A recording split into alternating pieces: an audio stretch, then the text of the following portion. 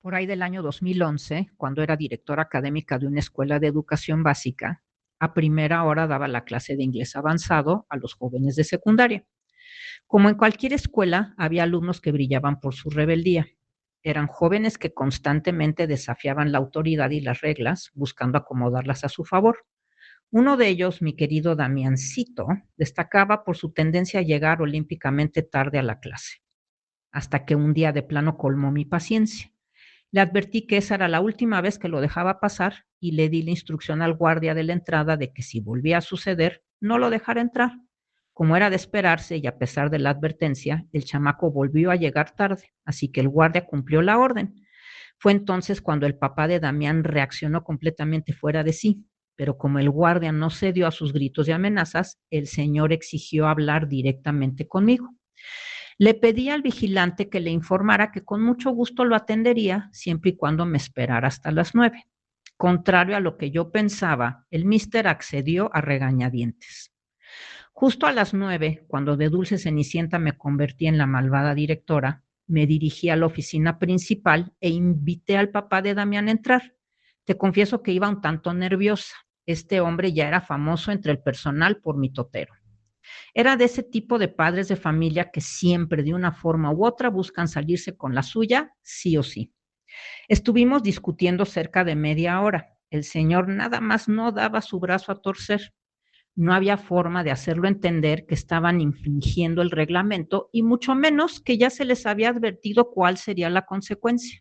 No, bueno, el colmo de colmos fue cuando culpó a un semáforo de su imposibilidad de llegar temprano. En ese momento respiré profundo y respondí con seriedad mezclada con un toque de sarcasmo. A ver, señor fulanito, me está usted diciendo que Damián no va a llegar a tiempo hasta que quiten ese semáforo. O sea que cumplir la regla no es responsabilidad de ustedes, sino del semáforo. Y créeme que sin un ápice de vergüenza, el hombre me miró a los ojos y totalmente convencido de lo que pensaba, respondió, así es, maestra. Como yo no cedía a su caprichosa voluntad, el señor comenzó a levantar la voz y su lenguaje corporal se tornó un tanto agresivo. Por mi parte, permanecí sentada. Tenía los pies bien anclados al suelo, las manos entrelazadas sobre el escritorio y controlaba mi respiración, aunque por dentro, para serte brutalmente honesta, temblaba como una gelatina. De pronto el hombre se puso de pie de golpe, plantó sus manos con fuerza sobre mi escritorio e inclinó todo su cuerpo hacia mí, invadiendo por completo mi espacio para decirme con un cinismo espectacular: ¿ya ve, maestra? Ahora hasta me quiere golpear. El hombre, que estaba gritándome y casi encima de mí, me acusaba a mí de quererlo golpear a él. ¿Cómo ves? Fue en ese preciso momento que me cayó el 20. Me di cuenta de que ni de broma iba yo a poder hacerlo entender nada y que la que estaba neciamente topando con pared era yo. Entonces simplemente inhalé profundo y con una voz burlonamente tierna le pregunté: dígame, señor fulanito, ¿qué es lo que usted quiere? Al escuchar mi pregunta, el hombre bajó la guardia por completo. Su postura agresiva se desinfló, bajó la mirada y con un tono en el que se podía notar la vergüenza me respondió: que deje entrar a mi hijo a la escuela, por favor. Muy bien, dije con voz firme. Yo misma acompaño a Damián hasta su salón. Juro que pude ver cómo el señor se encogió de tamaño, toda su soberbia desapareció y comenzó a deshacerse en agradecimientos. Por su parte, Damián entró al colegio en absoluto silencio y con la cabeza agacha, como si quisiera volverse invisible, porque en ese momento toda la atención estaba puesta en él. Ajá, pero ahí no terminó esta odisea. En cuanto otro de los directivos vio que Damián entraba escoltado por una servidora, se acercó para preguntarme si podíamos hablar un momento. Para no hacerte el cuento largo, el motivo de su llamado era reclamarme por haber permitido la entrada al alumno, a lo que respondí con total tranquilidad. Mira, tenía dos opciones: seguirle negando la entrada al chamaco, lo cual solo hubiera terminado provocando que el señor metiera a Damián a la fuerza y armara una escena digna de telenovela, o aplicar la ley del menor esfuerzo, que consiste en elegir la alternativa que menos conflicto genere al final. Y sí, pues eso fue justo lo que hice. Pero debo aclarar algo muy importante. La ley del menor esfuerzo no es permisividad, flojera, descuido o negligencia.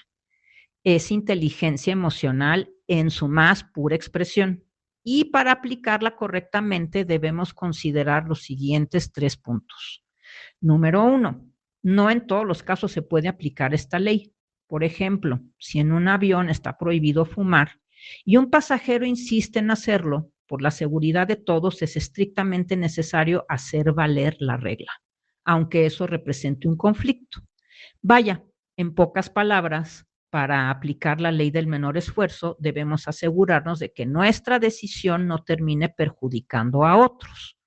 Número 2, no se trata de escoger el camino más fácil o cómodo o el que te ahorre trabajo, sino aquel que por estrategia inteligente menos conflicto te genere y menos consecuencias negativas traiga a largo plazo. Y número 3, al aplicar la ley del menor esfuerzo, debes tener bien presente que no se trata de ganar o perder, se trata de evitar un desgaste físico y sobre todo un agotamiento emocional innecesario.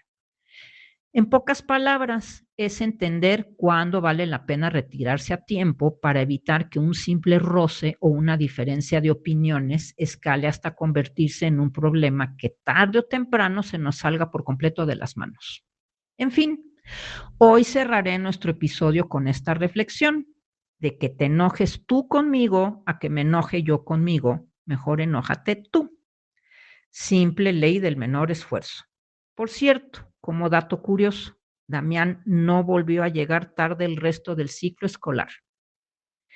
Yo soy Maru Villosa y nos sentimos en el próximo episodio.